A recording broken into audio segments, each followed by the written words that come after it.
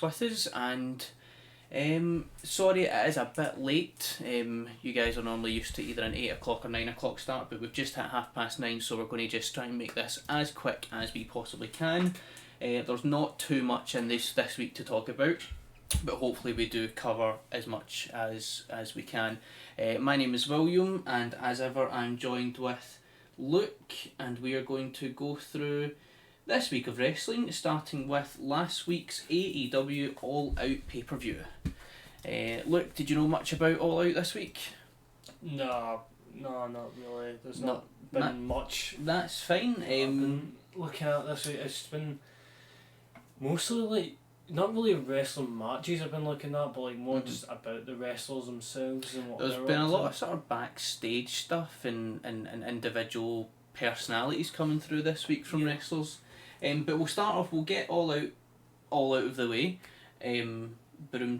So we have only a few matches that I've covered. I didn't want to go match by match like a full scale review, because we're just not at that stage in our podcasting career where we can spare the time for that. So what I'm going to do first of all is jump into the match that I was excited for, which was the 21-man Casino Battle Royale. Spoiler alert, if anyone's watching and can see the visuals, we do have a picture of the winner of that match, who was Lance Archer.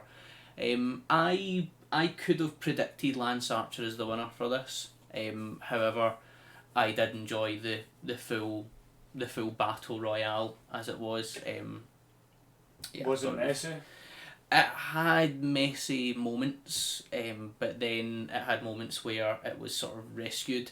We had a spot where Darby Allin was just picked on by Brian Cage and the absolute Ricky Starks, where it ended with Darby Allin being put in a body bag and then being thrown outside of the ring. Yeah. So Darby Allin's now injured, he's going to be out of action for a little while, but Brian Cage and Ricky Starks both look really good. The Taz team, I don't think they've got an official name yet, but the Taz team, Team FTW, seem to look really good. However, not good enough to win, because the plan was for Lance to win that match and get his opportunity at the AEW title. Which is awesome. I'm looking forward to this. I feel that Lance was kind of mistreated after his debut, kind of buried after that Double or Nothing TNT title match that he had. So we have the Broken Rules match between Sammy Guevara and Matt Hardy after that. Now this has been in the socials quite a lot. Matt Hardy suffered a pretty serious concussion, and the doctor only inspected him for 60 seconds, give or take a couple of seconds, before deciding that he was okay and ready to go. Matt Hardy's wife was not happy with this news. Obviously she was watching this live. Matt Hardy's wife, Rebby Hardy, or Rebecca, put up a screenshot of their last text conversation, and it was, "Okay honey, be careful." Matt Hardy then saying, "Love you, got to go, match is about to start," and then Rebby, like 3 consecutive texts all saying, what the fuck, Matt, what the fuck?" Because obviously she's watching this live, she's watching him put himself through that. What can you say? Matt Hardy is dedicated he's been getting a lot of injuries lately, like... Yeah, ever since he debuted in AEW, he suffered I believe it was a torn ligament injury, and then after that was a concussion to the head with a steel chair that required something like 18 stitches. He's definitely suffering more injuries in the past few weeks than he's ever done in his entire career. Which is interesting. Interesting to say the least, that someone who put themselves through what they did back, like obviously him and Jeff when they were the Hardy Boys way back in the Attitude Era and stuff, they were doing a lot of dangerous spots, mainly for the excitement of the fans and for the benefit of the fans, whereas they weren't really suffering injuries. Matt Hardy over the past 3 weeks has suffered 2 head injuries. One of them has been a major concussion, and the other one, I think it was a minor concussion followed by 18 stitches, so ooh. Do you think he's losing it? I'm honestly not sure. I think because he did appear on this week's Dynamite, and he did thank the fans for their support, and he apologised to his wife, and then he mentioned that he was lucky for what for how he's got through what happened on Saturday with the All Out. However, he never mentioned that he was done. He never mentioned that he was retiring or anything like that. But I can see that possibly being in Matt's near future. I think the good thing for him right now is to take a break, because suffering 2 concussions in such a short amount of time is dangerous, man. After the Stadium Stampede match, where he was air quotes drowned like 3 times and he kept coming up as a different gimmick, after that he decided that he was going to back away from his characters and his personalities and stuff, and he was going to start to do manager stuff. And he was managing a tag team called Private Party, who me and you have watched a couple of times. They're not. They remind me a lot of the Street Profits on Raw. Yeah. They just have they're just having matches. They're not really progressing much in the rankings or the ratings. They're just having matches. So he was managing them for maybe a week or a week and a half, and that was it. Now he's back to doing matches. I don't know. A lot of people were excited to see Manager Matt, and they never really got it because he's a wrestler. I think it must take a lot to go from being an in-ring wrestler to standing at the sides manager. If you get such a passion for it. It doesn't, not really when you're taking severe concussions and all that, I guess, but like, yeah. I don't know. I think Matt Hardy still has a lot to give in, a lot more years, but yeah, right now, after what just happened, he needs to take a step back and recuperate. Yes. Because that was really dangerous. Really dangerous, and his wife is not happy. Yeah. So moving on next, then we have the women's title match that I probably this is probably the only women's match I've been interested in a long time for AEW, and it's not the women's fault. It is creative's fault, and normally I blame WWE creative for stuff, but this time, I can't blame the female competitors. They're not doing anything wrong. Yeah. They're putting on matches. People just aren't watching them. But Thunder Rosa, who I spoke about last week, I was really excited to see her career in AEW, put on an absolutely amazing match with Hikaru Shida. I would have been really happy if Thunder Rosa won the title. However, Shida retains, but she's not held the title for that long, so I would kind of feel like, on one hand, yes, Thunder Rosa is the new champion, and then on the other hand, it would be Hikaru Shida didn't really get much of a run. Yeah. Not really a storyline yet, is it? No, it's I would say if she did get it now, then that would be creative. You know what I mean? Like, taken away from creative. Yes. So if they just give them time to let the 2 wrestlers do their thing with the titles and all that, then you could probably get a storyline going between them. I think a metaphor that I was thinking about because I watched All Out while I was cooking dinner, and one of the metaphors I came up with in my head was, I don't want this match to be a microwave meal that takes 7 minutes. I want it to be a home cooked meal that takes, I want it to take longer and be better than just be quick and good. Yeah. A weird metaphor that I'll trademark that next weekend, guys, don't you worry. So yes, put on a really good match. I would have been happy for Thunder Rosa to win, but I think in the long run it's better that she didn't win. Anyway, great match. So following that, we have the tag team titles match. The match itself was okay. FTR won. I kind of expected that because Hangman Adam Page and Kenny Omega have started to show cracks. Yeah. They've started to fracture a little bit. How long have they been a tag team? Like a year? They have been a tag team all of this year and most of last year, actually. But I mean, that's a good run. That's a good run. It's not New Day run where they've never broken up. It's not a New Day run, but it's a good. New Day isn't a top tier. They can be, but like, the WWE tag team doesn't really count. No. When you think about it, so that's why New Day's lasted, because they're the only good tag team there. The WWE tag teams are all mid-carders. None of them are top tier. Whereas AEW, you know, they had tag team appreciation night when they were doing their Wednesday night show like a few weeks ago. So they definitely know that they have a lot more tag teams, and they know how to push tag teams and not bury them and lose them and stuff. But so FTR win because Kenny Omega inadvertently catches Adam Page with the V trigger, which is his sort of signature knee to the face kick. So Omega blames Hangman Page for their loss and the loss of the titles. Him and the Young Bucks leave shortly after Kenny Omega threatens to bash an unconscious Adam Page with a table. So they leave and Adam Page is just lying in the ring unconscious.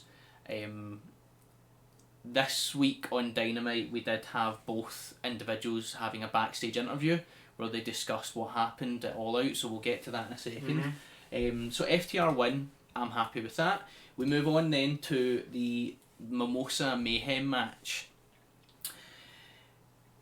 It wasn't the worst match, but it wasn't the best match that the two have put on. I really do hope that this is the end now. Yeah, it's been dragging on for quite a while. It's been dragging on, and I liked how they were getting creative by making it, you know, a Mimosa Mayhem. Never been done before. The first ever. Fingers crossed the last ever, because the thing is about how to win a Mimosa Mayhem match is either by pin, submission, or falling into this vat of orange juice and champagne. I wonder what's going to happen. Exactly. See if that is your third way of winning it. Ain't nobody winning by pin or submission in this match, because that's just going to be a waste of like a shit ton of orange juice and champagne. It's like, I don't know, don't you think this should have ended back at the debate as well? I think it should have ended at their Double or Nothing confrontation. I don't feel there had to be a debate.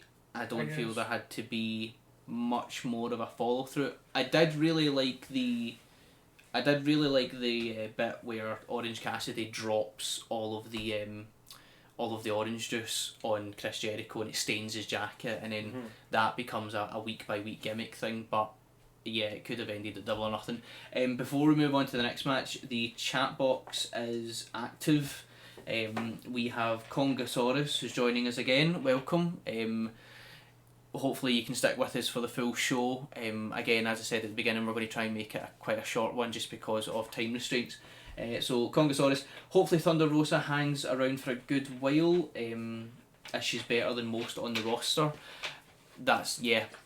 I mean, I'd be happy if she just sticks around, because I think she would put on good matches with almost everyone that they've got just now. I think she will hang about. I don't think... she's definitely not going back to NWA. They don't have any live shows or anything like that, so you know she needs something to do. Loved FTR doing the Powerplex in this match. That was the tag match. Yes, that was a good spot. Kenny Omega's acting was dreadful in that segment after selling the knee for most of the match. Then you completely no-sold it in the aftermath. Yeah, Kenny Omega was selling a knee injury, but then hit his signature move, which is a knee kick, or a flying knee. So yeah, good selling for that. Instantly forgetting that that's your injury. So there's an image on the screen just now. For anyone who's watching as well as listening, we have Chris Jericho, who, out of all the pictures I found, this one seems like he was enjoying it. Yeah. Whereas the other ones, he was either unconscious or he was like half lying out as he was trying to move. But this one I just thought was the best one, because he just seems as if he's enjoying where he is. Yeah, they put on an okay match. Not the best they've had, not the worst they've had, but it could have ended. Probably the last one. Hopefully the last one they had. Yep, so. And Moxley versus MJF. Next we've got the main event, the AEW World Heavyweight Championship, Moxley versus MJF.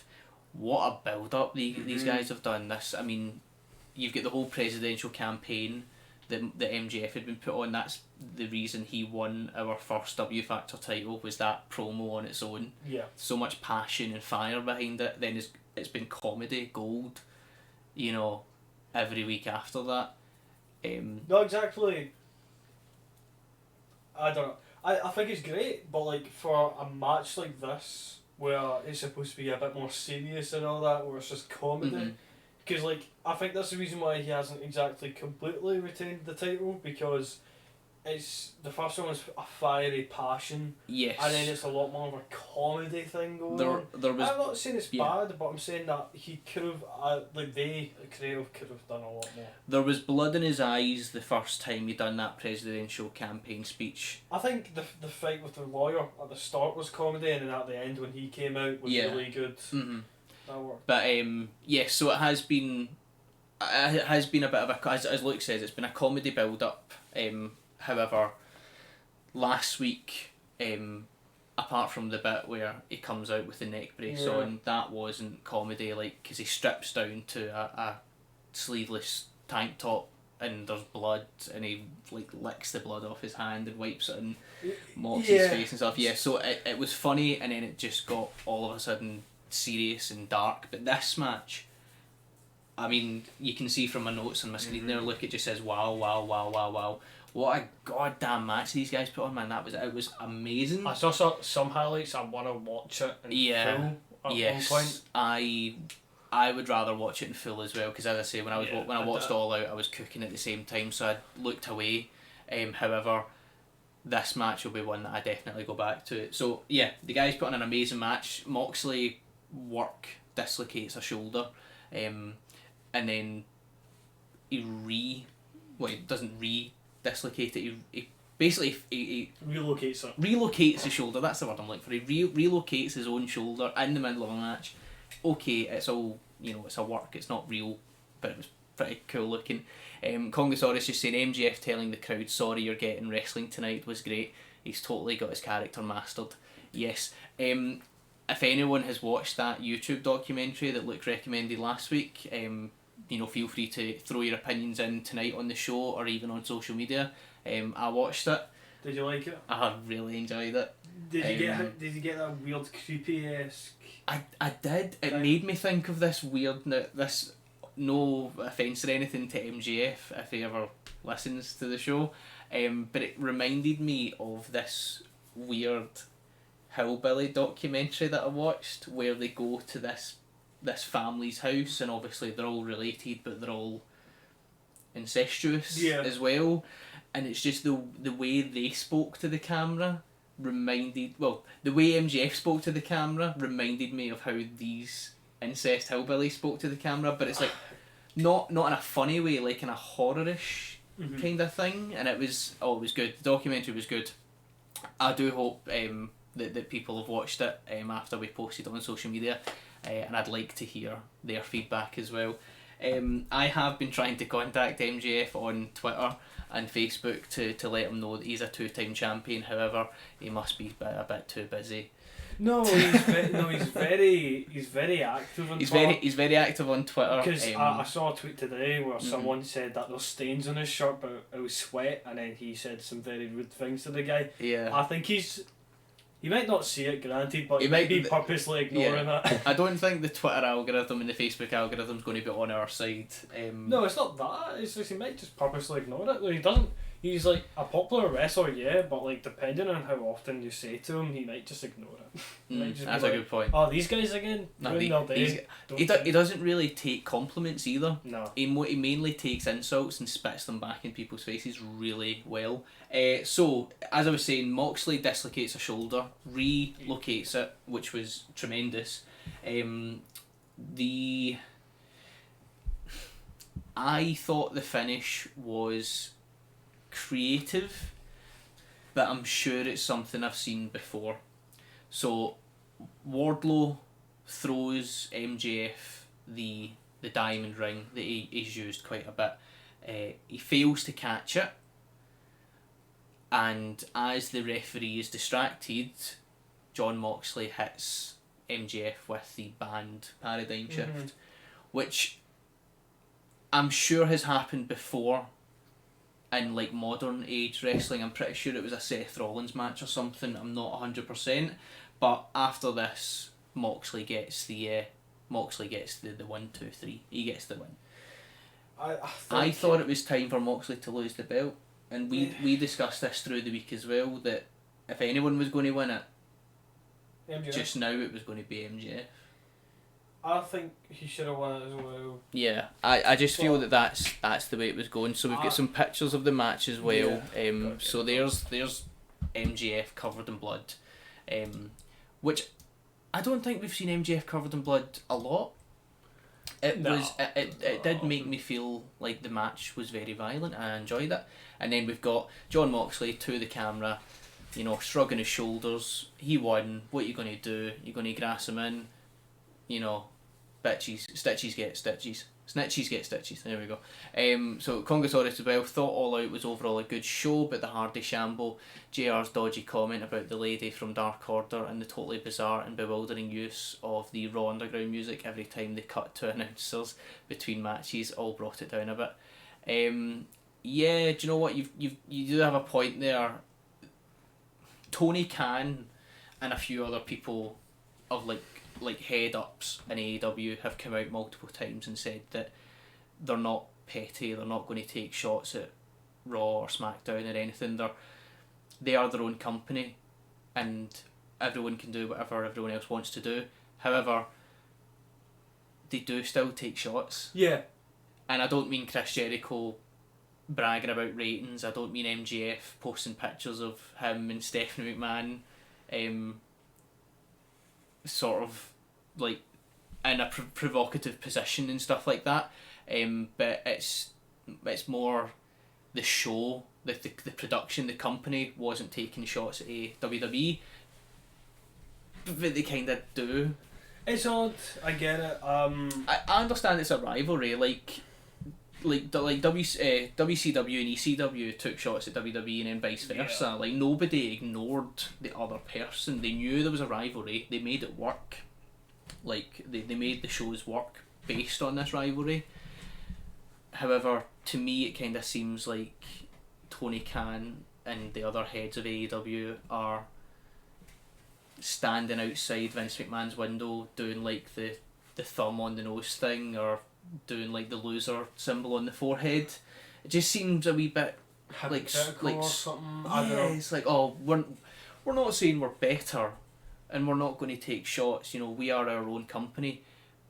But then most of their social media buzz comes from the fact that they pick on not pick on WWE, but use WWE to up themselves. I don't really see the company do it. I do see wrestlers do it, of course. Jericho does it a lot. Of course, Jericho would do MJF it. does MJF it. would do it. Uh-huh. Calling Triple H Paul and all that. Paul and Vinnie Mac and stuff. I haven't really seen the company do it. Maybe I'm just not updated in that. I think Congosaurus describing the fact that JR's, not JR's obviously, the Raw Underground's music was being played Yeah. like all the way through the show. So we have a new listener, Alex Pires. Yeah. Alex Pires, hello, welcome to the show. Alex Pires is asking if we are going to watch The Collective 2020 in October. Yeah, I mean, if we can find the time. Maybe, yeah. Maybe, yeah. We'll probably will. It's like one of these big wrestling events, so we'll probably cover it. We'll do our best, Alex. We'll do our best.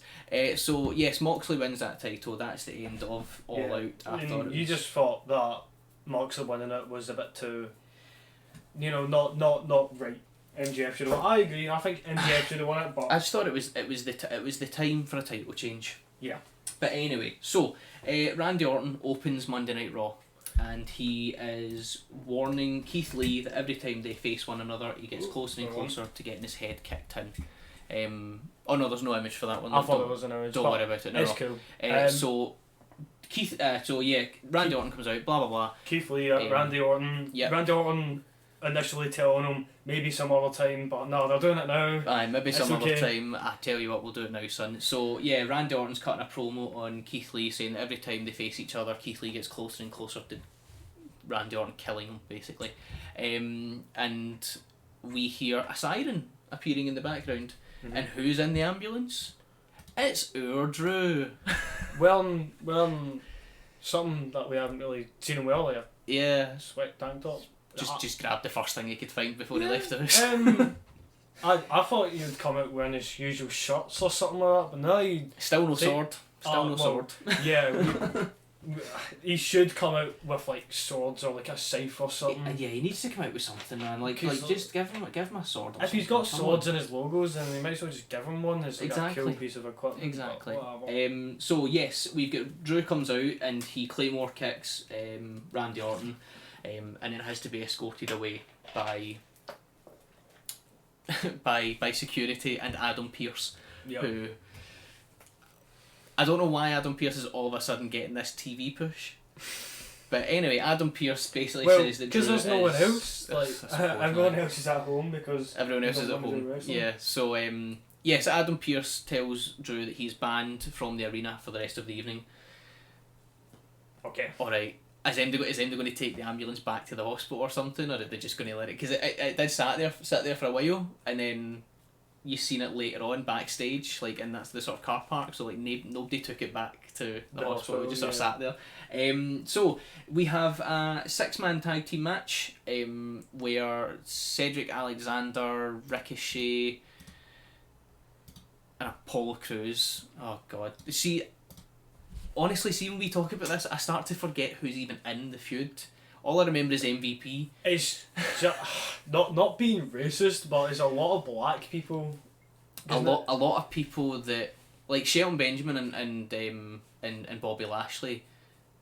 They look very similar. They're the same height, the same muscle build. Well, Bobby's a bit more muscular. Yeah, yeah. When they're all wearing suits. Yes. When they're both wearing suits, it's like, oh, there's Shelton Lashley and Bobby Benjamin.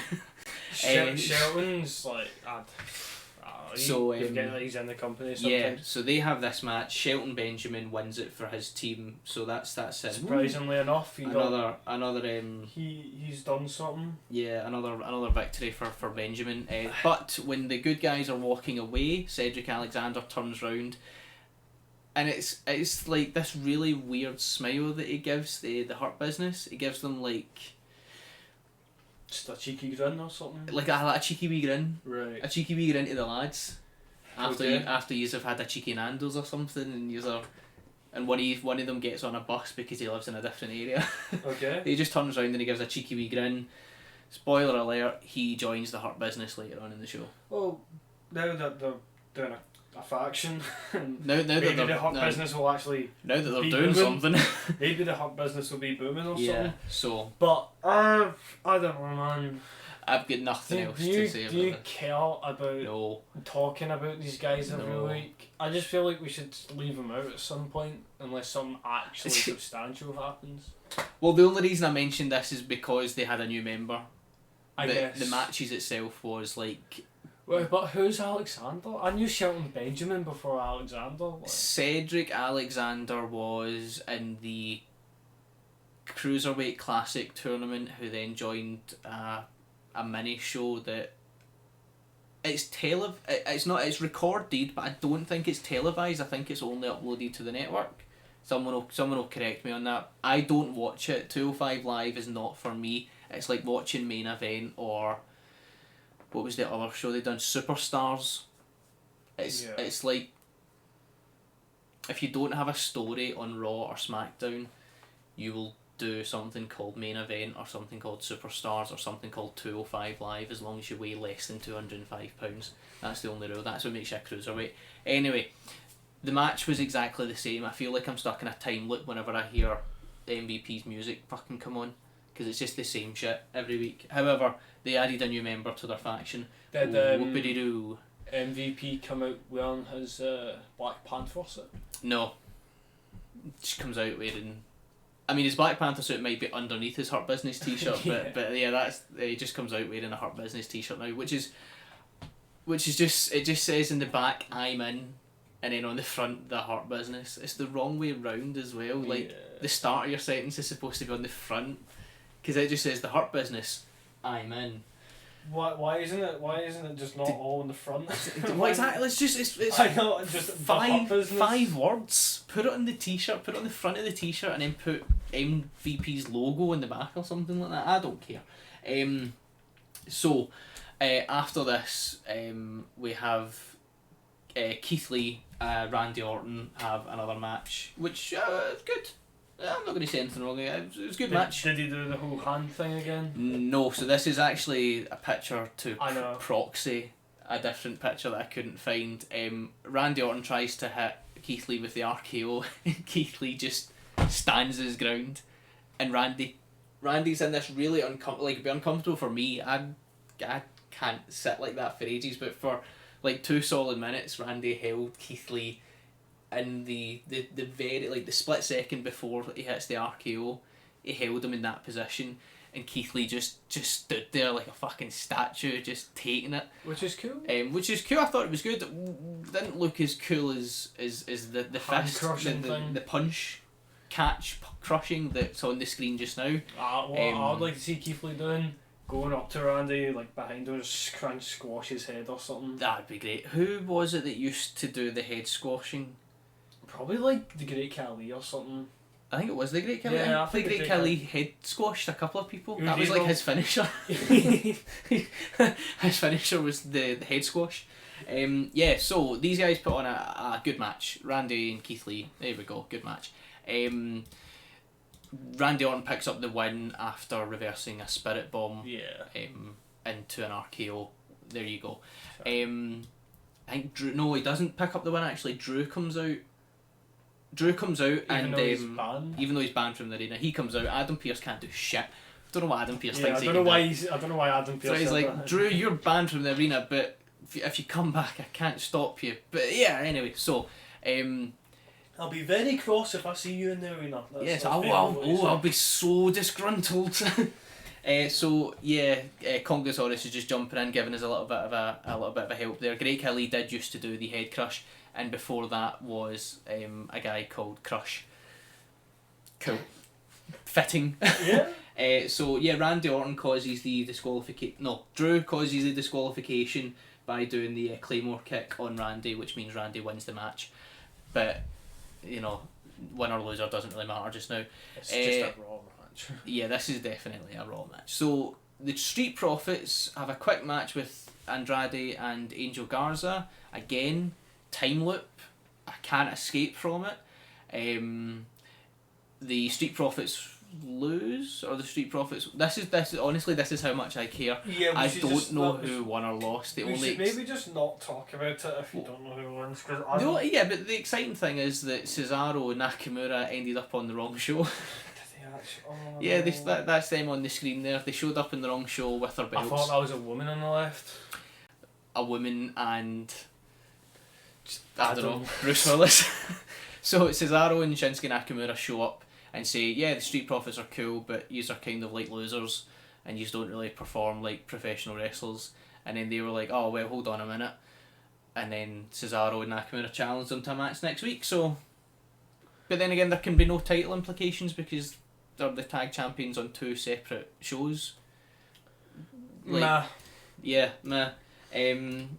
Black versus Owens. Yeah, Aleister Black and Kevin Owens end up in Raw Underground. Honestly, the two put on quite a good MMA-esque performance. I enjoyed it. Saw a bit of this. It didn't really have a conclusion though. It sort of just faded. Because we had another fight where one of the female Raw Undergrounds people got involved. But like, what I find weird is that why are they on Raw Underground in the first place and not letting other people do this?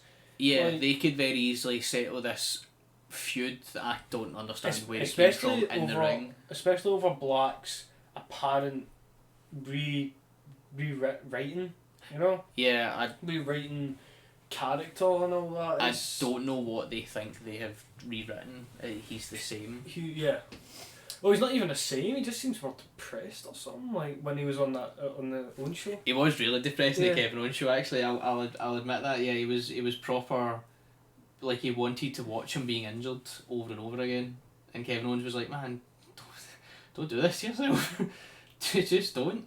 Yeah, so I don't know why they're feuding.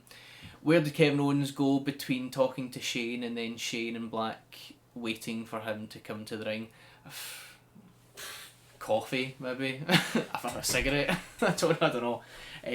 Raw Underground still seems like it's. I don't want storylines as big as wrestling storylines, but it seems as if there's no writing. Like it's not even cohesive. It's just It's not. you want to fight. You want to fight. Go. What are your names? Don't care. Fight. Yeah, it feels like unimaginative improv. Yeah. Like, We did have the big NXT guy come back though. But I mean, between Braun Strowman, Lance Archer, Wardlow, Luchasaurus, there's a lot of big guys just now, and they're all doing the same thing. Yeah, Kongosaurus. So, Kota, Coco. Oh, he's got like a Samoan name. It's one of these. I hope I didn't come across as offensive or racist, but I think I said his name reminded me of something Klingon, because it's got like an apostrophe in it, but it's Samoan or something like that. Yeah, Kongosaurus is saying he's relating this big NXT guy to a bad guy from Mortal Kombat. He's got the hair for it. He's got dreadlocks that only come out of like one circle of his hair. So yeah. Next up, Ronda. Yeah, I knew that was gonna happen. Yeah, the Mysterios. The Mysterios, all four of them. Honestly, I was watching this and I was thinking, what are they doing? So a typical Mysterios family day out, I imagine, must consist of, they leave the house in their car. Rey Mysterio sits on his little booster seat so that he can see over the wheel. They go to a restaurant. They go to a park. Rey Mysterio's probably just at the back. Rey Mysterio's in the car seat and the Dominic's driving. Yeah, they go to a park. They go to dinner, and then they find some guy, and the four family members beat him up. Because that's basically what happened here. The whole family came out with fucking kendo sticks, and don't know why kendo sticks is a thing. I don't know why that's the staple, but that's the new staple. And honestly, Seth Rollins was watching from ringside, and they crucified Buddy Murphy on the ropes, and then just continuously hitting. And the four of them all took shots. Like, his daughter and his mum all took shots at Buddy Murphy. I believe somebody counted it, and he was hit something like 68 times. Yeah. Like, when Dominic took that beating through kendo sticks, somebody counted it, and it was like 34 or 38. This is double. I think that guy's not coming back for a while. See, if I was Buddy Murphy, I would be like, okay, somebody tell me what my storyline progression's going to be, and see if the person you're speaking to hesitates with an answer, leave the company, go to AEW. You're not going to get beat up by a family. Just like, oh, you're going to be beat up by the Mysterios. Okay, right, how badly? Hit really hard by a kind of 64 times or something. We get Kongosaurus jumping into the chat box there. Just learned this week that Dominic is 23. I thought he was like 18 or 19, so he's actually the same age as Jungle Boy in AEW, who's far and away ahead better of Dom. Yep, hell of a lot better than Dominic. I'm 25, and I don't look at Dominic or Jungle Boy as people that are of similar age. Like, there's only 2 years between me and Dominic. I don't look at it that way. Dominic looks 12. Dominic acts 12. Dominic wrestles like he's 12.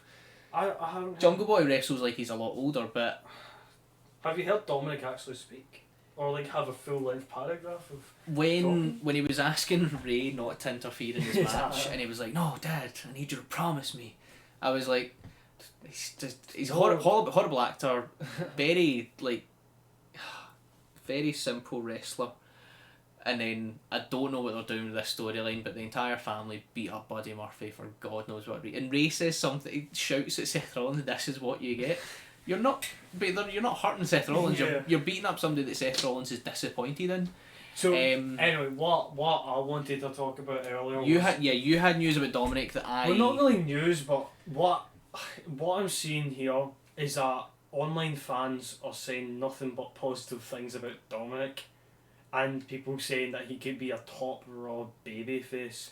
You told me that, and I'm realised that I must be on the wrong wrestling pages on social media, because ain't nobody been saying that shit around me. So I'll go through some comments. Agreed, he has been very impressive. I can see him winning the WWE or Universal Championship in 3-4 years.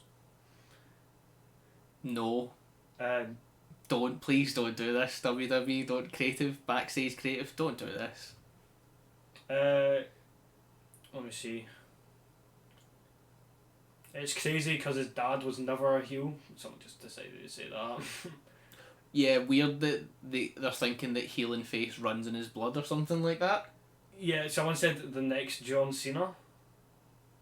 Then someone replied to that saying, I hope that was sarcasm, sir. Yeah, I kind of, that's a strange comment. I've seen someone that's like agreeing with what we said. We'd like to see him to go to NXT after the feud. Yes. Like, he says he likes him a lot, but he still agrees that he needs a bit more of more work. And yeah, I don't know. So people do agree with him. Some people do agree with us saying that, like with this guy saying I hate him already. Yep, we've said that. We've said that. Someone else says he's a natural, and that says a lot. This person, unlike you, has probably never had wrestling experience. You may have not been like a proper like wrestler, but you've had experience in that kind of thing, and you understand what it's like to wrestle. I've done moves and I've taken bumps. I'm not going to say I'm better than Dominic, but I also don't. You know what it is to be a wrestler. Yeah. You know the skill ceiling. Yes. And Dominic is doing the absolute basics. Now, you mentioned somebody's comment there saying that they could see him being a champion. Yeah. In 3 or 4 years, right? Now, I do not like that idea. However, for those watching, I'm going to open up the next picture on our screen, which is Vince McMahon hugging Dominic after his first pay-per-view match. Vince McMahon, if anyone can't read that, I'll read just now what Vince said. So very few people can get that kind of reaction whenever they're in the ring. So you should be very, very proud of yourself. Not a lot of people get hugs off of Vince McMahon. No. I'm gonna blame this hug on Vince McMahon having a really bad senile day. Yeah, I think and he doesn't know who Dominic is. He's watched like an old Attitude Era match, and he's hugging him. I mean, he hugs Undertaker like that. The Undertaker's the best wrestler. Yeah, exactly. It's like, right, okay, don't hug Dominic like that. Don't let it get out that you've hugged Dominic like that. I have to say this comment though. So like, this is complete opposite of Vince. Oh god. He sucks. This guy has less personality than a roll of shit paper. Yes. I think he meant like toilet paper, but just shit paper. I think use toilet paper. I would refer to that as shit paper, and I do agree with that guy. I do agree with that guy. More in line with Vince. Make him WWE champion already. No. We've got Congosaurus saying Vince has gone mad. What reaction was there? There was no live crowd. Yeah. That's a good point. Vince probably is mad. You probably think those are real people, like physical people. There wasn't a Thunderdome when Dominic had his first match, was there? No. There was just the Perspex. I'm pretty sure it was the Perspex. Yeah. So exactly what reaction, Congosaurus? You've got the same views as us when it comes to Dominic, so you stick around. Anyway, so basically, what we're trying to say here is that this might be a bit of a stupid thing that I brought up because it could be fake, but from what I've seen, a lot of fans like him. But I don't think it's fake. I think there's a lot of fans who like him as and could see him as this baby face, but then there's a lot of people who can see that he's not there. He's the good guy in a really bad storyline. Mm-hmm. That doesn't make him a really good guy. I can see people booing him once live crowd comes back, like actual live crowd, not like paid people. Exactly. Nobody gets a reaction like the one I've paid the other developmental talents to give you. Yeah, I like that. I like that, Congosaurus, thank you. Yeah, so anyway, that's Raw done with, people. So we'll move on to AEW Dynamite. Yeah. We start the show with Tony Schiavone standing out in the middle of a road. I wasn't really sure where this was going, but he's standing in the middle of the road in his suit with his microphone, and then two black SUVs appear face to face. MJF in one, Chris Jericho in the other. Chris says to MJF, "You were cheated out of your title shot. You should have won that. You should have had the title, and you will get that title very soon." MJF then responds by calling him Christopher, which is very simple, but it made me laugh. I was like, Christopher? So Because, like, you know what his personality's like, so once you Yeah. hear it, you're just like, okay, right, we get what he means So when he, he calls him he, Christopher. he calls him Christopher, and he says, "You shouldn't have lost against Orange Cassidy. You didn't deserve that. You know, very soon you'll have your AEW title." And you know what? I think this is quite good storytelling, because it's neither has the title. Yeah. Chris Jericho lost the title to Moxley at the beginning of the year, and then MJF failed to attain the title on Saturday last weekend. So neither of them have the title, but they've already formed a sort of a really subtle agreed partnership that they'll both have the title eventually. I'm interested to see where this goes. I don't think there's going to be a payoff anytime soon, Oh, no. but I'm interested to see where this partnership's going. I think that was very nice Yeah. colliding. I think this is what they were doing with Chris and Orange Cassidy. They're trying to stretch it so we could get this So we can get here. this moment here, yeah. Agreed. Yeah. Yeah, so Congosaurus, brilliant comedy start to the show. Also quite how they Both perfectly tweeted in unison. Then Wrestling Observer announced the ratings this week. You kind of messed up your sentence there, but you like. I'm just gonna think that you liked it. Yeah, I imagine that's what it was. But yeah, I love both MJF and Chris Jericho are great. So we move on to the first match of Dynamite. We have the Lucha Bros versus the Jurassic Express. I like the Jurassic Express. I like Lucha Brothers. Pentagon Junior is now going by the name I've got this written down. Penta L0M. Why not just Pentagon? I'm not sure. Their sort of quote is Cero Miedo, which is zero fear, which they shout whenever they're about to do like their tag finisher or whatever. However, he's changed his name to Penta L0M. Not sure why. If somebody wants to enlighten me, that'd be great. But yeah, so Excalibur, who is on the commentary table, every time he goes to say it, he completely messes up. He calls him Penta L0, Penta L0M, Pentagot. Every time he goes to say his actual name, he calls him Pentagot, and then he stops himself. So he's still not used to it. It's like when JR almost called Brody Lee Luke Harper after his debut. It's like, oh my god, what a clothesline from Brody Lee. Like, okay, I get that. He's called him Dean Ambrose. Oh yeah. And then they've completely, they've either turned the mics off or they've just nudged him, because he never did that again. But he called him Ambrose at one point. So we get a good tag match from these guys. AEW know what they're doing with the tag matches. The performers put on great matches as well. They're not stuck to scripts like some WWE performers Well, are. you can easily tell what's gonna happen. Yeah, exactly. So the face team wins. The Jurassic Express wins. Pentagon see, I'm doing it. Penta L0M blames Rey Fenix for the loss. They have a bit of a push against each other because there's some cracks showing between these guys who've only recently started a 4-man team with Butcher and Blade, who are in the background of this image on the screen. So Butcher and Blade and Eddie Kingston were all standing ringside during this match, and Eddie Kingston, being the manager, was like trying to shout encouraging words at them because they started to get in each other's way. Mm-hmm. And to me, it's weird to see cracks when the team has added new members. It's quite weird to add new members and then fracture your old members.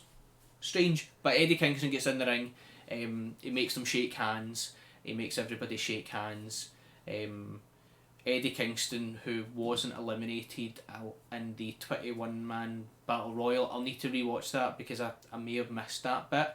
He wasn't technically eliminated, however, Lance Archer still claimed the victory through this shenanigans. But the next image is Eddie Kingston getting the guys in a group hug, doing this really, I don't know, not sinister, but not like cute or anything. Yeah, Luke will just zoom right in for us as best he can.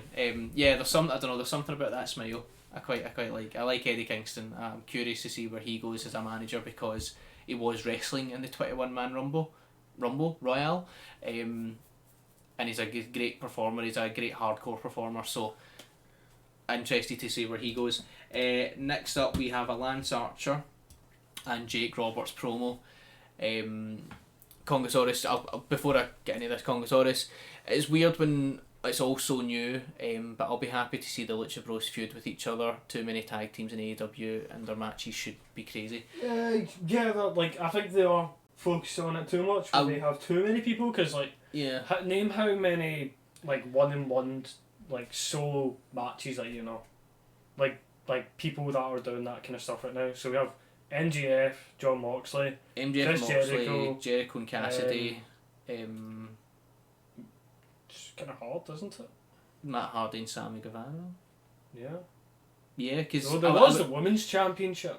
Oh, the women's championship. I was about to say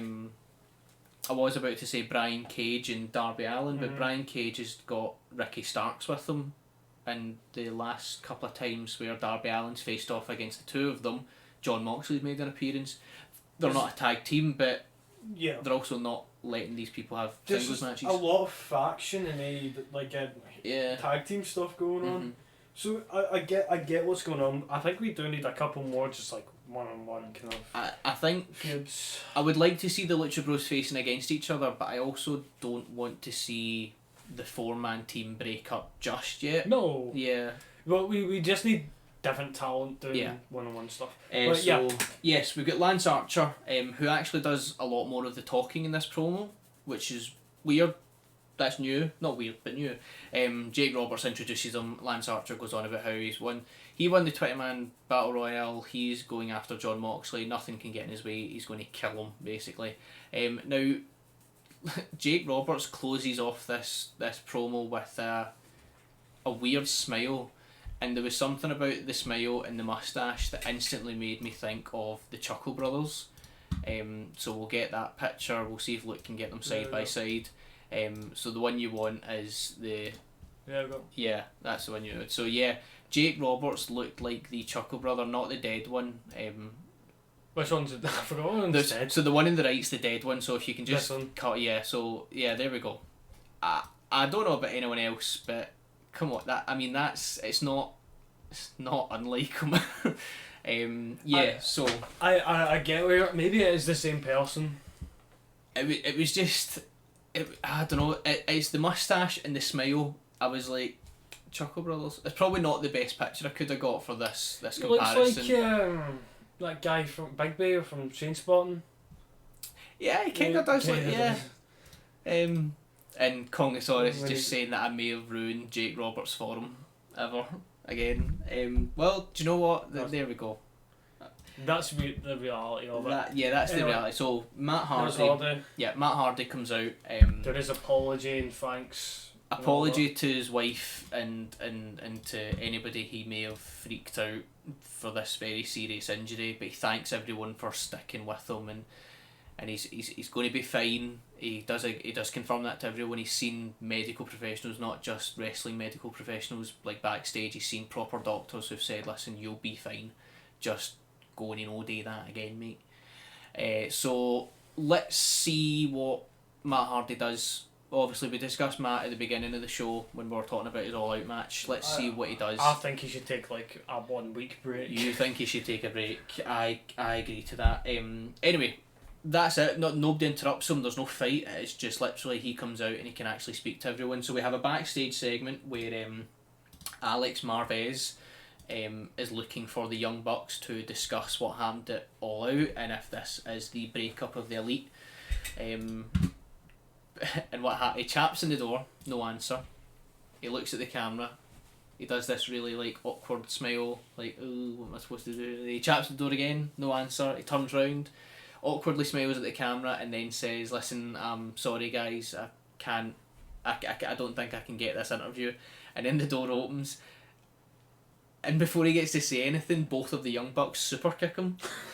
Okay. And I don't know much about Alex Marvez and his previous career and stuff. I don't know if he's taken bumps before, but he takes this super kick and he goes and it was just an absolutely hilarious grunt. It's my grunt of the night is Alex Marvez being super kicked and just going so yeah, I thought that was great. It made me laugh. The Young Bucks were fined $50,000 for attacking a backstage personality. Apparently, so JR and Excalibur talk about it on commentary. Apparently, no matter who you are in the company, if you lay hands on anyone who isn't a performer, you suffer consequences. And $50,000 worth of consequences. 5,000 I actually. thought you said 50. Not as much as 50. 5,000. You said 50 there. Did I? I apologise. 5,000 they were fined, which is 2,500 each. Well, either 5,000 each or 2,500 each. I'm not sure. They never really broke it down, but anyway, that was funny. After this, we have Kip Sabian, who comes out, and Kip Sabian is getting married to Penelope Ford, and he says that he has a best man. Everybody's like, oh, who's the best? Well, I say everybody. Not a lot of people cared. No. But he talks about it as everybody. I was asking him, who's the best man? Everybody was like, oh, who's the best man? Who's this? Who's that? Blah, blah, blah. What happens is he announces his best man and he points towards the entrance ramp, and then a fat guy comes out who Kip Sabian explains is one of his newest subscribers to his Twitch channel. And he's like, oh, but Kip, you said I was the best man. And he goes, no, I said you were the best, man.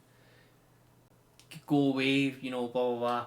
Don't forget to tune in next week for the latest Kip Sabian episode on Twitch. And the guy's like, oh, okay. So he walks away and he goes, okay, the real best man. And he points at the entrance ramp, and Brian Pillman Jr. runs out. And everyone's like, oh, cool, wow, interesting. Yeah. And then Kip Sabian's like, no, Brian, what are you doing? He's like, oh, wow, you said I was the best man. He goes, no, you've been stalking me for weeks, trying to figure out if you're the best man or not. And I text you back saying, listen, you're the best, man. However, and then he was like, oh, maybe I didn't get the rest of the message. And then he's like, Brian, we're not even friends. So Brian Pillman Jr. walks away all sad, and then Kip Sabian announces his best man, and music starts playing that doesn't ring a bell to me, don't recognise the music.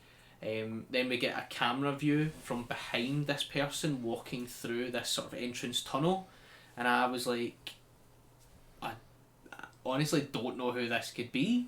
Like, just wearing like normal trousers and a normal t-shirt, white hair. Can't see anything of their face. I didn't know who it was going to be, and then out walks Rusev, the Bulgarian brute. Yeah. Who's going by the name Miro. I'm not sure where this name comes from. I don't know if that's his real name or if it's something to do with his real name and he's turned it into his now wrestling name. I'm not sure, but yeah, he's comes out. He's got platinum blonde hair, which is why this meme is on your screen just now. A lot of people are saying, like, obviously, for those of you that can't see this at home, the meme says, remember Dominic Mysterio? And then it shows you a picture of Rey Mysterio and a very young Dominic, when he was probably actually 12. And because of the hairstyle, it shows you a picture of Miro or Rusev, for those of you who only know him as Rusev. And it basically says, feel old yet. This is him, feel old yet. And I wish I did feel old, because if Dominic did turn out to be Rusev, I'd be happy. That'd be a much better storyline than anything he's doing just now. So yeah, Rusev comes out as Miro, and everyone's chanting Miro Day as opposed to Rusev Day, which is what his WWE thing was quite recently. So everyone's chanting Miro Day. He comments that it's got a much better ring to it. Nah, I'd say Rusev Day has a lot. Rusev's Day's got a much better ring to it, but Yeah. he then talks about how he's been in the business a long time. He's stared at the underside of a glass ceiling for ages. However, now he's in a company that appreciates true talent, and Miro is all elite. Not the subtlest of promos on WWE. No. Brody Lee was quite subtle when he mentioned that. One of the guys in on the roster for Dynamite or All Elite was not the first man to keep him down. That's quite a subtle pop at WWE. However, Rusev comes out, or Miro comes out, and basically says, "I was working for a bad company, but now I'm not." Well, because Rusev got hit the hardest. Well, not hit, but he was the most well-known person to be hit by the firing of that. He was pushed like mad, I know. and then they just stopped, and I don't know why. Like, Because they had Dominic to compensate. Rusev had 5 matches with John Cena that I would say were all great. Mhm. And then they had him come out at WrestleMania 30 In a in tank. a tank, In a tank.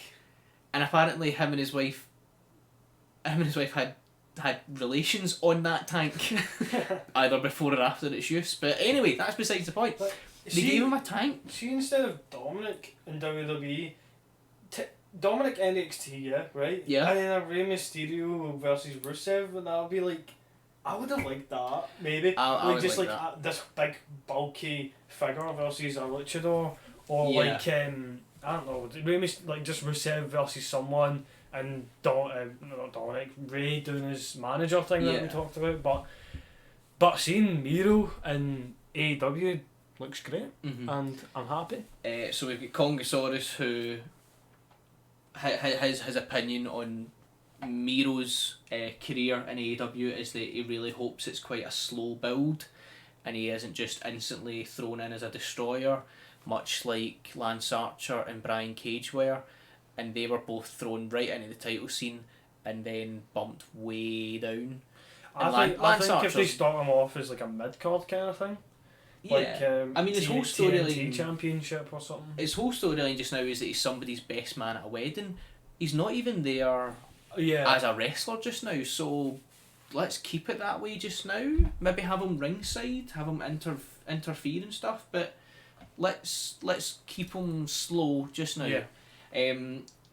Next up, we've got, this is an older picture. Oh, yeah. For anyone that feels the need to question, it's an older picture. I'm aware. However, I couldn't actually find a picture from this week's Dynamite that covered the story. A stray bottle flying about the room. We have Jake Hager and Chris Jericho have a match against Joey Janela and Sonny Kiss. Match was okay.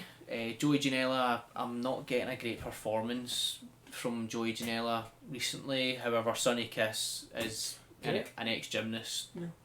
What did you say? Great. Great. I thought you said gay. I was like, It wouldn't be wrong we've, with that. we've established this 2 weeks ago. We know he's gay. Like every time we mention Sonny Kiss, you're just like, yep, gay. I said great. Great, yeah. So great. Jake Hager and Chris Jericho win, and Chris Jericho says that the Santina and Ortiz are currently feuding with best friends, so they're busy. Sammy Guevara's out on injury after the match against Matt Hardy All Out, so the inner circle is basically these two guys just now, Jericho and Hager, and he says that Jake Jericho, that's their tag team name, Jake Jericho are going to tear up the tag team division, and they issued a very subtle hint that they were going straight after FTR and their newly attained titles. I am not opposed to this. No. I think Chris Jericho was a great champion. He put on great championship, like heel champion matches and title defences. However, I'm not opposed to seeing them in the tag division. I'm hoping that they move into the tag division, maybe 2 teams that are already in there can drop out, and then we can get more singles competitors as opposed to constantly having tag matches. Eventually we're just going to get an episode of Dynamite where it's just tag, then one singles match. Or an entire pay-per-view is going to be tag matches or something. Tag title mayhem or something like that, yeah. So next on the card we have Dustin versus Lee. So this is the final match. Of the show. This is the main event. However, just before this, we've got MJF firing his campaign committee. Oh, I didn't see that. What did he actually do? He fired his campaign committee because they all failed him. Okay. Which was really good. He fired the girl that doesn't smile. Okay. She sat in the corner with this really robotic smile on her face, and he fires everyone. The guy offers him gum. That's his job. He offers him gum. MJF sends him packing. He hangs his head in shame and he walks away. He tells everyone to get out, and then Nina or Nora, I think it's Nina. Nina sat in the corner with this robotic smile on her face, and MJF is like, "Oh, now you're smiling. Now you're smiling. Get out!" And she doesn't start crying, but the smile fades off her face, and she runs away. Wardlow then squares up to him, trying to get him to calm down, and that's where MJF was like, where were you? Where were you, man? You threw that ring. How was I supposed to catch that? And then you watched them hit me with the paradigm shift. You watched them win. Where were you? He calls him useless and all that. He calls him an idiot, and he gets right in MJF's face. And MJF doesn't show an ounce of fear or worry or anything. He says to him, "Don't forget, AEW don't sign your checks. I do. Ooh. So unless you want your family to be homeless." I thought that was proper heel. Okay, I need to watch that. Yeah, he threatened his. I mean, I don't know what kind of a family Wardlow has. I don't know if he's got wife and kids or anything like that. But he basically says, unless you want your family on the streets, I expect you to get in line. And Wardlow doesn't say anything, and they both just walk away. And I was like, "Whoa, boom, heel." That was good. Heel. Yes, there we go. See, I mean, heel isn't just being sneaky and. Yeah, a snake, It's not about showing up just before the bell and pinning 2 unconscious people for the title. A heel is being a threat. A heel is being a mean guy. Yeah.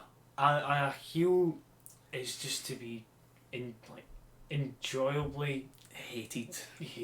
You're supposed to hate them, but you're supposed to like to hate them. Yeah. Yeah. Anyway, Dustin versus Lee. Dustin versus Lee. Wow. Okay, it wasn't MJF versus Moxley. It wasn't Brody Lee versus Cody Rhodes that we had a few weeks ago. It was really good. A very strong independent match. Dustin Rhodes is 55. Yeah. And he's still putting up performances like this. He's still got it. And it's not even like. It's not even like a pay-per-view thing. It's not The Undertaker where he shows up and he puts on a pay-per-view match and then you don't see him. Dustin Rhodes is there week in, week out. Dustin Rhodes is putting on the exact same standard and quality of match every week, and it's amazing to see. The commentary for this, not just for this match, the commentary for the entire show was really good. Dustin gets a good few near falls, and I genuinely thought that the next near fall was going to be him winning this TNT title. I mean, Brody Lee's not held it for very long, but I seen him losing it. He didn't. He retains it. He managed to get sneaky. However, psychologically, Brody Lee actually throws one of his employees right in the path as he's running away, which is quite good to see that he was pushed to such a point where he had to run away from Dustin Rhodes. I thought psychologically that was great to see. Congosaurus is just saying that it was a great match. It was good that they did the bit before the bell to make it seem more realistic that Dustin was able to take Lee further than Cody did. That's a good point. Although Cody was on 6 straight defences of this TNT title. and he wanted time off TV. So the storyline for that was that Cody was beat up. Yeah. He's week after week after week he's getting his ass handed to him. He's winning, but he's still getting beat up a lot. Hopefully in the time that he's gone from TV, he's getting that tattoo removed. Yeah, the tattoo's still not grown on me. I don't think it's grown on a lot of people. Also, if anyone watches Botchamania, they will have enjoyed Excalibur throwing in the "I am the table" line.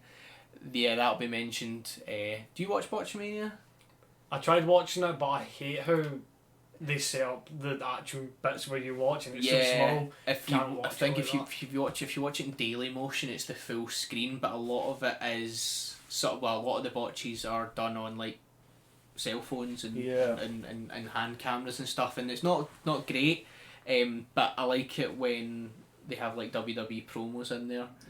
Yeah, because that's always great. See when somebody messes up a promo, I love that. Something about it. I'm happy to see John Silver involved in any way. He is absolutely hilarious in being the Elite. So John Silver was the Dark Order member who was at ringside, who, as Brody Lee was running away, he threw in front and Dustin just tackled him out of the way. It was great. On a side note, the W Factor has joined the Dark Order. Wait, you haven't told me this, what? Yeah, I didn't know it was going to work. You can actually go to joindarkorder.com. Yeah, I remember talking. So you done that, and now we're in the Dark Order? You can just put in your email address and why you want to join. You hit OK, and then it just comes up with this little message saying, we will be in touch.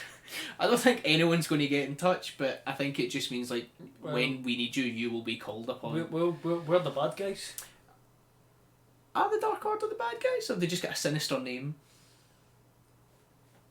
I wonder.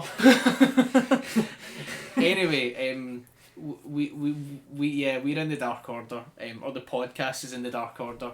I think it's just a bit of fun. I never received any sort of confirmation that we were in it, but something, you get a wee message. Once you enter your details, you get a little message. It's like, thank you for joining the Dark Order, blah blah blah. When you're required, you will be called upon. Okay. Pretty cool. Yeah, I don't know. Something funny. I thought I'd mention it in the show. Something funny. What we didn't discuss, and there's not really a lot to discuss, we have Kenny Omega and Hangman Page having individual interviews throughout Dynamite, which I mentioned at the beginning. Hangman is taking the loss quite hard. He's blaming himself. He understands why Kenny did what he did, and he understands why he was abandoned in the ring after he was knocked unconscious. But then Kenny Omega's interview, he's in not a lot of words, he's basically saying, fuck that guy, I can do this myself, I don't need him, blah blah blah blah. We were a good tag team at the start, we're not a good tag team now. But then you have Adam Page's interview where he's saying, we were the best in the world. The Young Bucks were always better than us. I was too afraid to admit it, and it's my own fault that we lost the titles. And we'll be back for that title. We'll be back for FTR. Whereas I don't think Kenny Omega feels the same way. So I'm a little bit curious to see where they go with that. I'd like to see them just split up. I'd like to see some Kenny Omega single stuff and Adam Page doing a wee bit more single stuff. That was Dynamite. Oh. Next we've got a very small NXT logo. I'm going to keep it like that. Keep it like that, yeah. NXT guys, if anyone who has listened to previous episodes, there's not a lot of storylines that overly interest us. And there was Karrion Kross and Keith Lee, and then that ended. Yeah, exactly, yeah. Karrion Kross and Keith Lee. If that was it, you would have got a lot more of NXT. But last week we had the Fatal 4-man Iron Man match. That ended in Adam Cole and Finn Balor both having 2 pins each, which means they were tied. William Regal came out and said that there would be a deciding match next week, which was Tuesday of this week, because they'd done another Super Tuesday to avoid a rating battle with AEW, and some other stuff happened in the show. It's not worth the time just now because we are limited in time tonight. But we do have Finn Balor wins the title, and here on the screen just now we've got the typical picture of Triple H holding the champion, which if you win the NXT belt you become his boy. That's just how they do it. Congress Odyssey in the match with the women's cage match was good. There we go guys, if anybody wants to watch NXT there is the great match between Adam Cole and Finn Balor for the NXT title, and then a good cage match that Congosaurus is recommending for you. So yeah, next we move on to SmackDown, which again is going to be quite short this week. SmackDown was boring. Yeah, Sorry, I'm but not SmackDown was seen boring. anything from SmackDown from any like. Yeah, not a lot of news. I'm seeing Baron Corbin right now, and I'm just like not excited already. Exactly. So Roman Reigns and Paul Heyman open the show. Same old stuff as last week. Paul Heyman building Roman Reigns up as this great guy. Then they invite Jey Uso to the ring, Oh yeah. who makes his way out. They climb in. He's like, "Do you know what, Paul? Thanks for letting me in the fatal 4-way match last week." And Paul's like, "Oh no, it wasn't my decision. It was Roman Reigns that wanted you to take Big E's place." So I know Big E wasn't even on tonight's show, like. Was he Or not even tonight's show, it was Friday's show, sorry. So yes, it was Roman that got Jey Uso the opportunity in the Fatal 4-way, and now subsequently the title match at Clash of Champions, which is not this weekend but next weekend, I think, next Sunday. King Corbin was this weekend. I know, you get 7 days per each pay-per-view. 52 pay-per-views a year. Oh my god. So King Corbin comes out, he says Roman is nepotistic and it's not fair and Jey Uso doesn't deserve shit and blah blah blah blah. Sheamus comes out and is like, yeah, you don't deserve shit, I'm with him. Even though it was Sheamus's fault that they had to replace Big E in the first place and put Jey Uso in there. Good heel move, but Yeah. So, Jey Uso says, well, how about you guys shut your face and we have a tag match at the end of the night? Aye, alright then. Sami Zayn comes out before Jeff Hardy and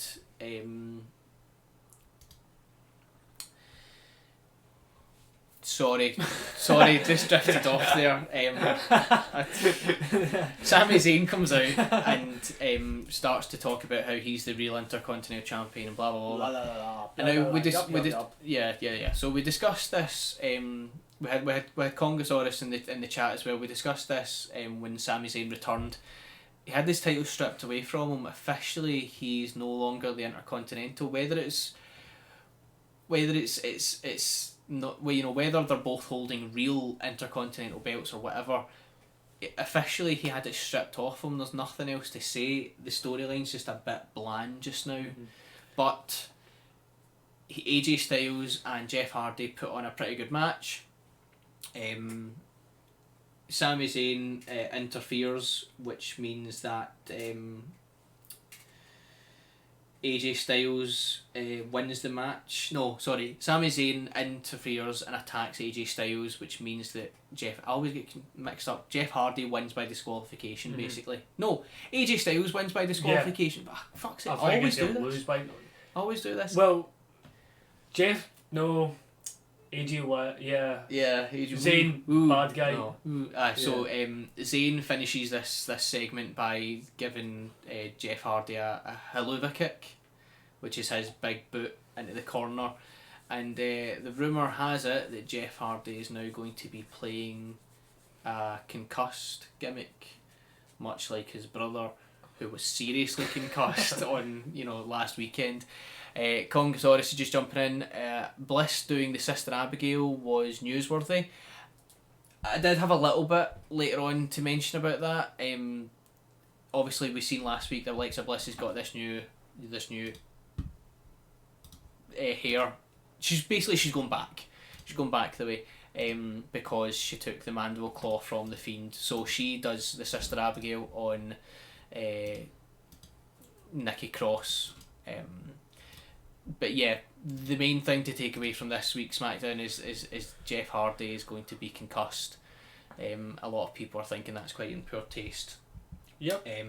Otis versus John Morrison for the Money in the Bank. So what we found out last week through social media was that the Money in the Bank briefcase was empty. So John Morrison was like, oh fuck, it's all well and good having the briefcase, but you kind of need the signed contract on the inside that says you get the title shot. Mm-hmm. Right, fine. We'll go and get it. So they have another match that involves a lot of dancing.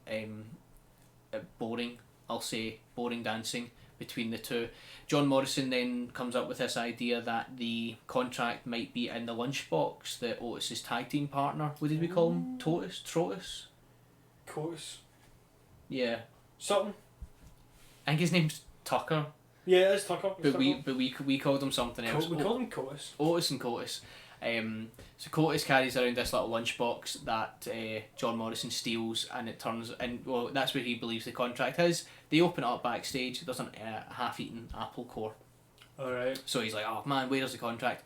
We then find out that Otis has the contract with him on his person, and you can see the picture on the screen. We've got Otis and Cotis, brackets Tucker, who have the contract now. If you zoom in close enough now, we don't have the, I think we've got the capabilities because the picture will just go blurry, but if you zoom in close enough, the contract expires in 2016. Oh God! Which means it's just the same bit of paper since 2016. Okay, yeah, we can't really. Yeah, we won't be able to see it. But the contract is apparently signed by Vince McMahon on the something October 2015, expires October 2016. Great. Yeah, so they're just clearly just throwing fucking paper about the place. Yeah, cool story, bro. So last week I didn't recommend a match, so instead of recommending one match, I'm going to recommend a pay-per-view, which we Royal Rumble 1999. Yep. I imagine Congosaurus has seen it. Congosaurus, who runs his own Facebook page called The Hammer Project, are very clearly old school WWE, WWF fans.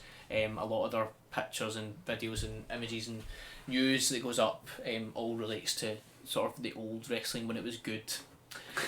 Sorry. And the good old Sorry, days. that was quite hard. The good old days of good wrestling, good entertaining wrestling. So we've got Congosaurus just jumping in there, speak of the devil. Imagine when Morrison was re-signed to WWE, was Vince telling him, "I have a vision of you losing to Otis and stealing his lunchbox."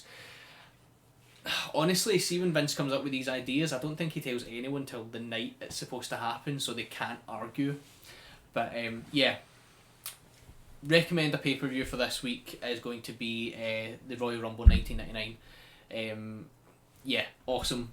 Great pay-per-view. That's the one where Mick Foley and The Rock have the I Quit match that ends in the chairs all being thrown in. So that's emotional, funny. We also have Steve Austin coming out as number 1 for the Royal Rumble. Yep. Followed by Vince McMahon, who thought he was going to be number 30. However, the commissioner of Raw at the time, Shawn Michaels, changed it the week before and said, "Nah man, you're number 2. So Vince was like, "Oh, what the fuck?" So great match. Shane McMahon's very funny on commentary. They have this montage a couple of weeks before where Vince does like the Rocky stuff, like he punches a slab of meat and he chases a chicken and all that, and he runs beside a limo. And we've got Shane on commentary, who I believe we've got Michael Cole with him in commentary, who asks how his dad's training's going. Like, "Oh, my dad's training's going great. I've been spending all month training up my pups." Yeah, so I felt the need to recommend this just because we've got Vince, who's clearly losing it backstage, and then we've got Shane McMahon, who's clearly lost it doing Raw Underground now. The winning show for this week I'm going to give to AEW Dynamite. Do you want to join in that? Yeah. It's been a very boring week, but Yeah. in AEW, If we had to choose a winner, it'd be Dynamite, and I think probably just MJF and Dustin Rhodes and Brody Lee that saved that, you know. Who do you want to give the title to? The thing is, MJF is currently a 2-time champion. He put on a great performance at All Out. However, this week in Dynamite is he was a really good heel, but that was about it. Yeah. When he said he was going to make Wardlow's family homeless, or he could make them homeless.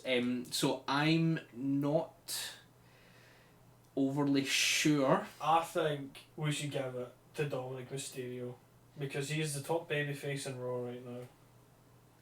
I'm going to pretend I didn't hear that, and I'm going to offer up giving the title to Dustin Rhodes. I knew you were gonna say that. Did you? Yeah, I was generally thinking Dustin Rhodes. You were gonna say that. Yeah. Do you agree with Dustin Rhodes or?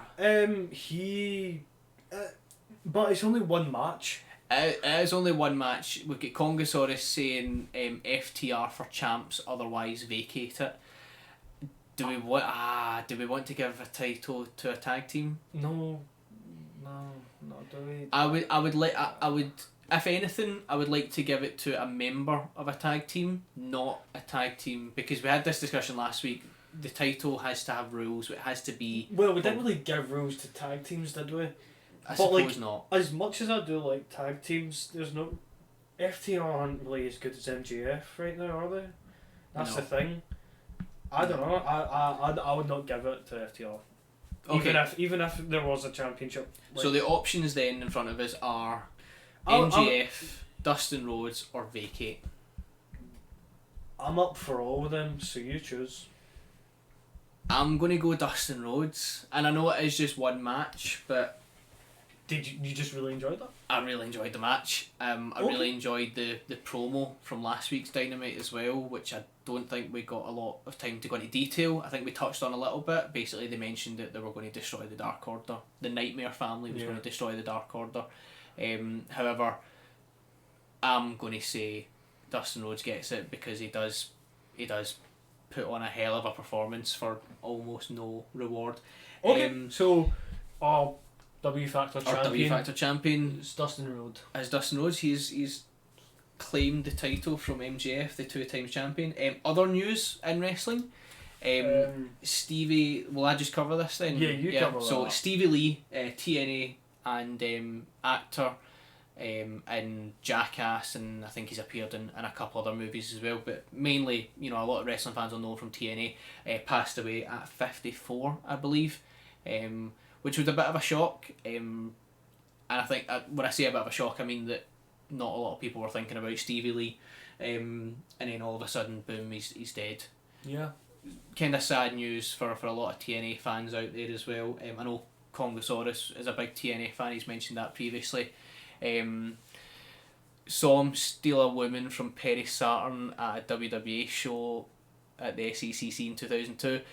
Are we talking about Dustin Rhodes or are we talking about Stevie Lee here? Because personally, I would say that statement would apply more to Stevie Lee. I'm not sure. Elaborate, Congosaurus, while I cover some other news. Jerry Briscoe has been released from the WWE. Stevie Puppet, the Psycho Dwarf. Yeah, that was his TNA stuff. So yeah, cool. Okay, interesting wee sidebar there. Other wrestling news: John Cena revealed that he will be hosting Wipeout on TBS. Lovely. Miro calls his AEW debut the best day ever, so I think he will be wrestling there. Cool. Velveteen Dream trolls #fire Velveteen Dream. So, How so? I don't know how he did it. It's not really Right, okay, explaining, but okay. I'm happy that he did because Yeah. I don't know. I'm on Velveteen Dream's side because there is no evidence that he's done any of that stuff. So.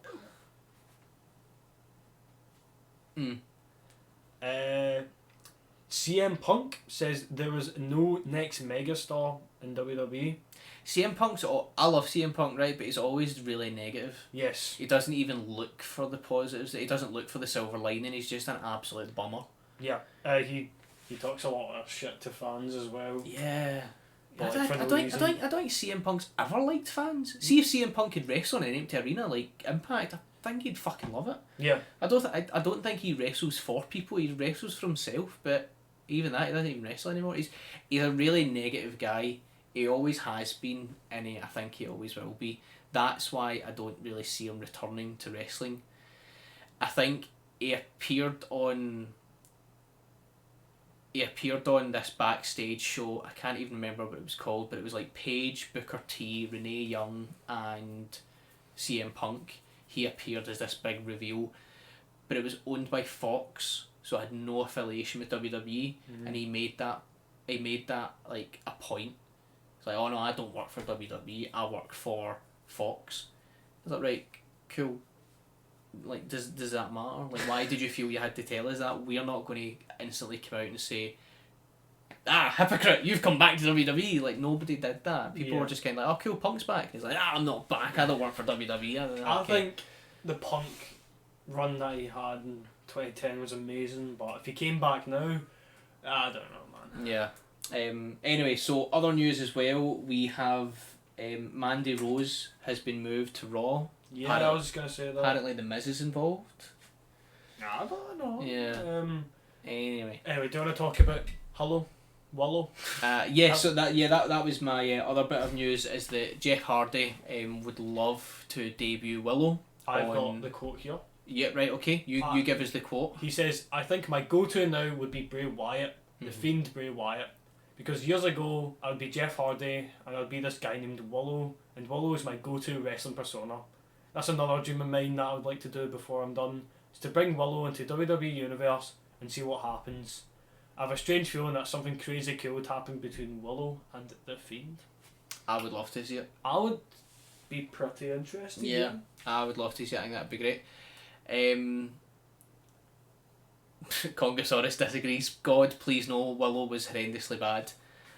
I don't think he was horrendously bad. In my personal opinion, I don't think he was horrendously bad, and I think working against the Fiend it would be quite good. But we'll see what happens. There's not much to go on. We'll just see what happens. So are we wrapping up? Yeah, we're wrapping up. Yeah. So sorry it was quite a late start for everyone. But as always, thanks for joining us live. Thanks for joining us in the future. Anyone that's watching, anyone that's listening, remember to like us on Facebook, follow us on Twitter, follow us on Instagram, follow us on Twitch, and subscribe on YouTube. Like the videos, comment, try and beat the algorithm. People, get us more popular, and I'll do my part. Apparently we're international. We've got a German fan. Let's go. Yeah. We've reached the Germans, so I'm not going to put that video up of JBL doing the Nazi walk along the ring. I'll avoid that just now, seeing as we do have a German fan. Cool. So there we go, people. Facebook, Twitter, Instagram, Twitch, and YouTube. Get the word out there. Thank you for joining us. Bye-bye. Goodbye.